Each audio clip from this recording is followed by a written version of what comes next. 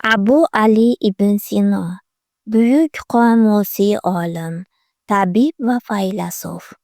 U 980-yilda Buxoro yaqinidagi Afshona qishlog'ida tug'ilgan. G'arbda esa Avitsenna nomi bilan mashhur.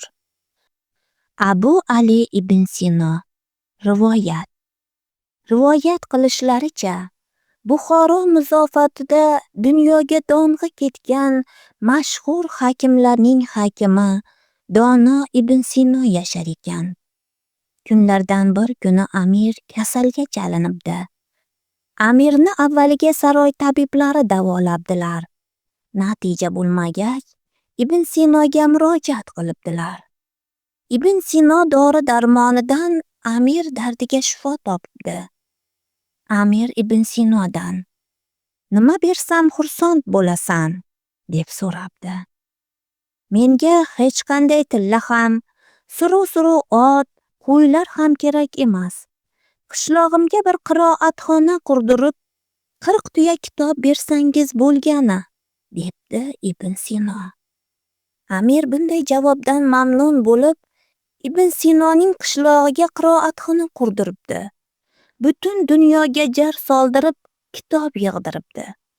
O'zining boy kutubxonasidan ham eng nodir kitoblarni olib, 40 tuyaga yuklab, ibn Sino qishlog'iga jo'natibdi. Amirni o'limdan olib qolgan ibn Sinoning dong'i har tomonga ketdi. Boshqa tabiblar unga hasad bilan qaray boshlashibdi. Ular kutubxonaga kirib, kitoblar orasidan ibn Sinoni zo'rg'a topishibdi va undan "Saroydan kelganingizdan buyon shu yerda kitob titkilab yotibsizmi?" deb so'rashibdi. "Ha, eng yaqin do'stlarim kitoblar bilan suhbat qurib, kunu oy, haftayu yillar o'tganini ham sezmayapman", debdi ibn Sino. Tabiblikni tashladingizmi?" deb so'rabdi tabiblardan biri. "Yo'q, tabiblikni astoydil qilmoqdaman. Avvalo ulug' zotlarning pand nasihatlarini, ko'rsatmalarini bilib olib, so'ng davolashni ma'qul topdim. Men shu kungacha o'zimni tabib hisoblab, katta xatoga yo'l qo'ygan ekanman. Endi mana shu kitoblardan o'rganganlarimni amaliyot bilan mustahkamlashim kerak.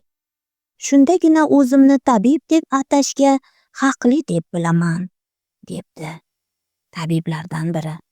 "Bordi-yu kutubxonaga o't ketsa nima bo'ladi?" deb so'rabdi ibn Sino. "Avvalambor kutubxonaga o't ketishiga yo'l qo'ymayman. Bordi-yu falokat ro'y berib o't ketsa, unda cho'chiydigan joyim yo'q. Bu kitoblarning hammasini yod oldim. Qaytadan yozishga umrim yetsa kifoya", debdi. Tabiblar ibn Sinoning zehni hamda xotirasiga qoyil qolibdilar.